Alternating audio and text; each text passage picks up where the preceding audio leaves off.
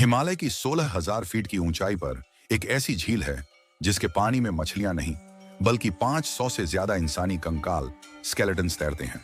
वैज्ञानिकों ने जब इन खोपड़ियों की जांच की तो वह हैरान रह गए, क्योंकि इन सब की मौत किसी हथियार से नहीं बल्कि आसमान से गिरी एक अदृश्य चीज से हुई थी। आखिर क्या है इन कंकालों का राज? इसका जवाब छिपा है उत्तराखंड की कुलदेवी माता नंदा की एक प्राचीन परंपरा में। दरअसल माता नंदा भगवान शिव की पत्नी पार्वती का ही रूप है। उत्तराखंड में हर 12 साल में एक बेहद खास यात्रा निकलती है, नंदा देवी राजजात यात्रा।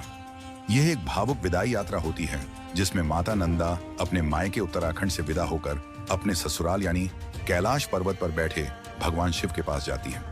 यह यात्रा चमोली के नोटी गांव से शुरू होती है और इसका आखिरी पड़ाव है होमकुंड, वह जगह जहां से माता अकेले अपने ससुराल कैलाश पर्वत की ओर चली जाती है। लेकिन होमकुंड तक पहुंचने के लिए भक्तों को बीच में उसी रूपकुंड झील से होकर गुजरना पड़ता है। सदियों पहले कन्नौज के राजा जसधवल ने इसी पवित्र यात्रा में शामिल होने की ठानी, लेकिन राजा को अपनी सत्ता का अहंकार था। वे भक्ति भाव से नहीं बल्कि पिकनिक मनाने के अंदाज में गए। नियम तोड़ते हुए वे अपने साथ गर्भवती रानी, नाचने गाने वाली नर्तकियां और जोर जोर से बजते ढोल नगारे लेकर पहाड़ पर चढ़ने लगे। माता नंदा अपनी विदाई के वक्त यह अपमान और शोर शराबा सह नहीं पाई। जैसे ही राजा का काफिला रूपकुंड झील के पास पहुंचा, देवी का प्रकोप टूट पड़ा। अचानक आसमान काला हो गया। बारिश नहीं बल्कि लोहे जैसे सख्त और भारी ओले गिरने लगे।